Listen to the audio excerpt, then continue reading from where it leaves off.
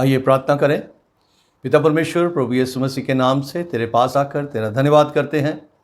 प्रभु, रात भर तूने हम सबको संभाल के रखा, एक नया दिन दिया। इस दिन के लिए हम तेरा धन्यवाद करते हैं।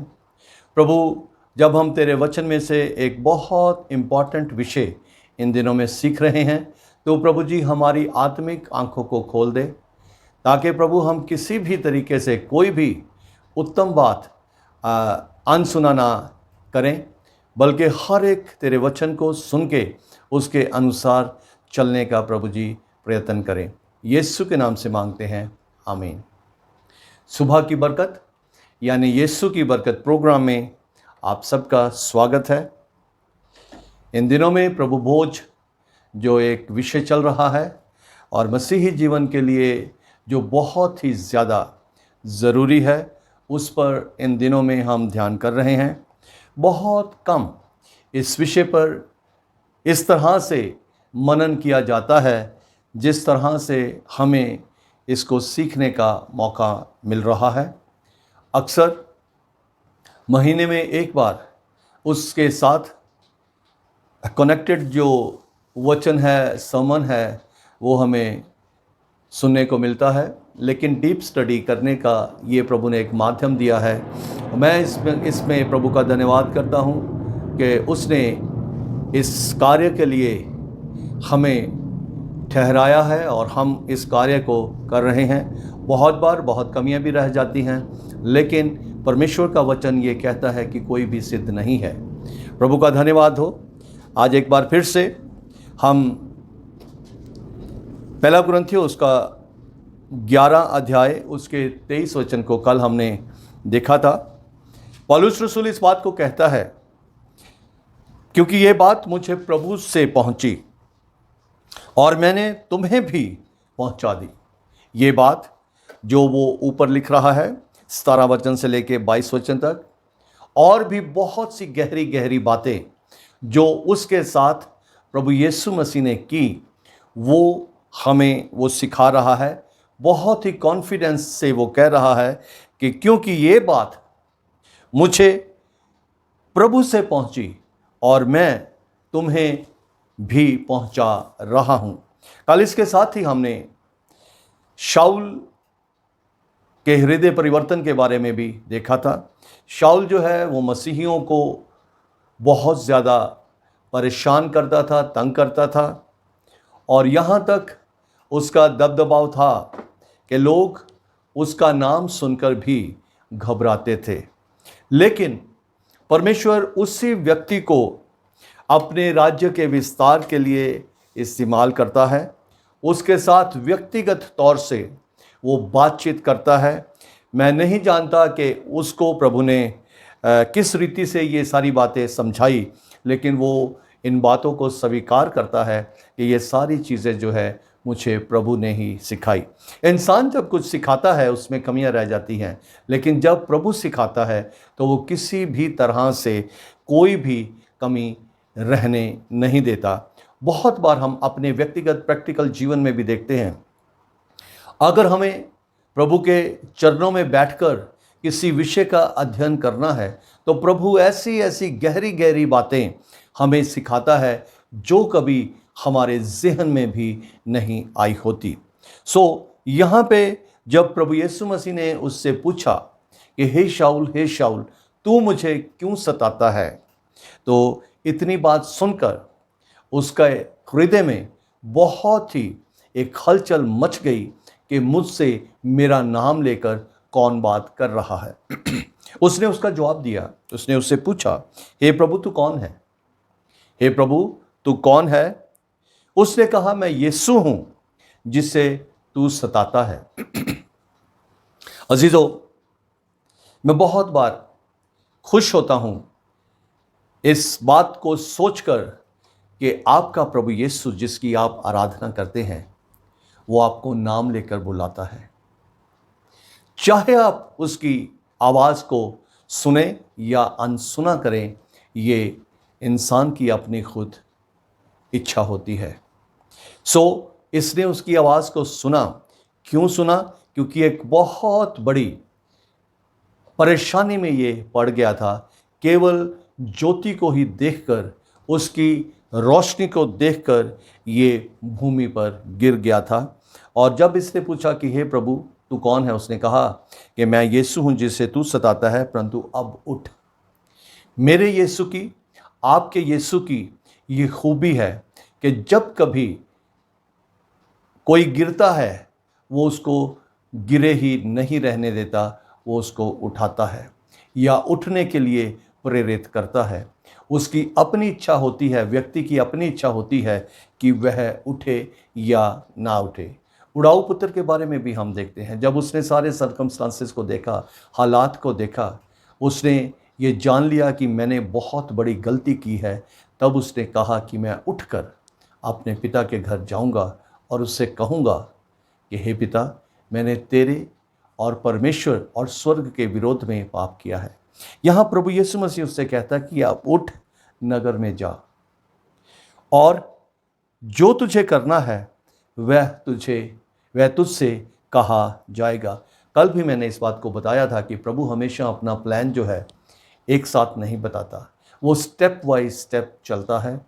और जब हम एक एक कदम पर आगे बढ़ना शुरू करते हैं तो प्रभु हर कदम पर अपनी अगली योजना जो है वो हमें बताता है। लेकिन ये बात बहुत ही ज़्यादा अनोखी है कि प्रभु कभी भी किसी व्यक्ति को कुछ भी ऐसा करने के लिए नहीं कहता जिसका उसने पहले से सारा प्रबंध ना किया हो। अब्राहम को जब परमेश्वर ने कहा कि तू अपने पुत्र को मेरे लिए बलिदान कर दे, तो उससे पहले परमेश्वर ने उसके लिए एक मेंढे का प्रबंध किया।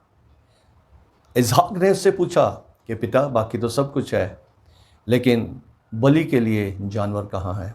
उसके पिता ने, जिसका पूरी तरह से विश्वास परमेश्वर पर था, उसने कहा कि परमेश्वर खुद मुहैया करेगा, वो खुद प्रबंध करेगा, और उसने प्रबंध किया। यहाँ भी पौलुस रसूल जो है, शाऊल जो है, उसको प्रभु यीशु मसीह ये कह रहे हैं कि जो कुछ तुझे करना है वह तुझे वहाँ पे बता दिया जाएगा।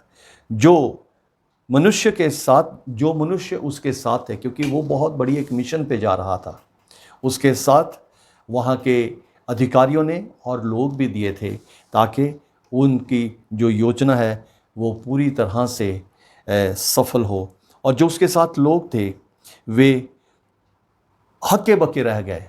ये मैं शब्द अपने पास से लगा रहा हूँ, हक्के बक्के रह गए, क्योंकि शब्द तो सुनते थे परंतु किसी को देखते ना थे। अजीजों, परमेश्वर के वचन में बहुत गहरी गहरी बातें लिखी हैं जो इन दिनों में हमें सीखने को मिल रही है। हर सुबह प्रभु यीशु मसीह ज़रूर किसी न किसी बात के द्वारा हमसे बातचीत करता है। जब वो किसी को देखते ना थे, शब्द तो सुनते थे, तब शाऊल भूमि पर से उठा, परंतु जब आंखें खोली तो उसे कुछ दिखाई ना दिया, और वे उसका हाथ पकड़कर दमिश्क में ले गए। जो लोग उसके साथ थे उन्होंने उसका हाथ पकड़ा, यानी कि जो बाकी लोग थे उनकी रोशनी जो है वो नहीं गई। केवल इसी व्यक्ति की, जो बहुत ज़्यादा परमेश्वर का विरोध करने के लिए जा रहा था, उसकी आंखों की रोशनी जो है कुछ क्षण के लिए उसको कुछ भी दिखाई ना दिया, और उसके साथ जो लोग थे उसको दमिश्क में लेके गए, क्योंकि इसको योजना ही इसकी यही थी कि उस जगह से इसके पास जो फरमान था वो उसी जगह का था, और वहाँ पे वो उसको लेके गए। वह 3 दिन तक ना देख सका और ना ही खाया और ना पिया। एक ऐसा व्यक्ति जो ना जाने किस तरीके के भोजन खाता होगा, लेकिन अब 3 दिन तक जब वो देख नहीं सका, उसकी सारी भूख भी जो है वो ख़त्म हो गई, क्योंकि उसने कभी ऐसा सोचा ही नहीं था कि उसके जीवन में ऐसा भी होगा। दमिश्क में हनन्याह नामक एक चेला था। हनन्याह नाम एक चेला था। उससे प्रभु ने दर्शन में कहा हनन्याह को प्रभु यीशु मसीह ने दर्शन में कहा, हे हनन्याह। उसने कहा, हाँ प्रभु। तब प्रभु ने उससे कहा, उठकर उस गली में जा जो सीधी कहलाती है, और यहूदा के घर में शाऊल नामक एक तरसुस वासी को पूछ, क्योंकि देख वह प्रार्थना कर रहा है। मैं परमेश्वर का धन्यवाद करता हूँ कि इंसान जो है, जब तक उसके ऊपर परेशानी ना आए तब तक उसके घुटने प्रभु के सामने झुकते नहीं है। उसकी आवाज़ प्रभु के सामने हलीम नहीं होती। और जब परेशानी होती है, उससे पहले ही परमेश्वर ने कहा है कि संकट के घड़ी मुझे पुकार, मैं तेरी सुनकर तुझे बड़ी बड़ी और कठिन बातें बताऊंगा जिन्हें तू अभी नहीं समझता। सो यहाँ पे हनन्याह भी जो है, उसका जवाब हम देखते हैं कि क्या है 12 वचन में। और उसने हनन्याह नामक एक पुरुष को भीतर आते और अपने ऊपर हाथ रखते देखा, ताकि फिर से दृष्टि पाए।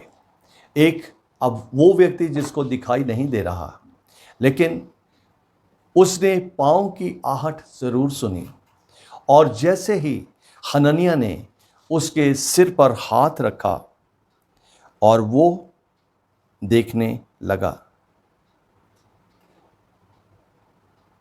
हनन्याह जो है वो आराम से उठकर नहीं गया, क्योंकि हनन्याह ने क्या कहा यहाँ पे? हनन्याह ने कहा, हे प्रभु, मैंने उस मनुष्य के विषय में बहुतों से सुना है कि इसने यरूशलेम में तेरे पवित्र लोगों के साथ बड़ी बड़ी बुराइयां की हैं। लेकिन ये परमेश्वर की जो योजना है, वो हनन्याह के द्वारा उस बड़े विरोधी के जीवन में एक आशीष लेके आने की योजना जो है वो पूरी हुई। ऊपर हम देखते हैं कि ये सारी बातें जो है वो किसी भी तरीके से गुप्त में नहीं हो रही। परमेश्वर प्रभु यीशु मसीह खुद बातचीत कर रहा है। मैं विश्वास करता हूँ कि जब इन दिनों में हम इस विषय का अध्ययन कर रहे हैं, यीशु हमसे भी बातचीत करता है। अजीज़ों, उसकी आवाज़ जो है वो बहुत धीमी आवाज़ होती है। बहुत बार वो दर्शन में बातचीत करता है। बहुत बार वो जब हम वचन पढ़ते हैं उस वक्त हमसे बातचीत करता है। वचन पढ़ते हुए उन लोगों से ही प्रभु बात कर सकता है जो ये बात प्रभु से प्रार्थना में कहते हैं कि प्रभु, आज तू मुझसे क्या कहना चाहता है, मुझे बता। और प्रभु अपने वचन से बताता है। इस विषय में मैं धीरे धीरे इसलिए बढ़ रहा हूँ ताकि हम सब जो यीशु पर विश्वास करने वाले लोग हैं, हम इस बात की परख करें कहाँ तक हमें और यीशु के साथ हलीमी से, पवित्रताई से बढ़ने की ज़रूरत है, ताकि हमारा जीवन बहुतों के लिए आशीष का कारण बने। यही व्यक्ति जो प्रभु को सताने वाला था, नए नियम में इसने बहुत बड़ा योगदान दिया है। आइए प्रार्थना करें।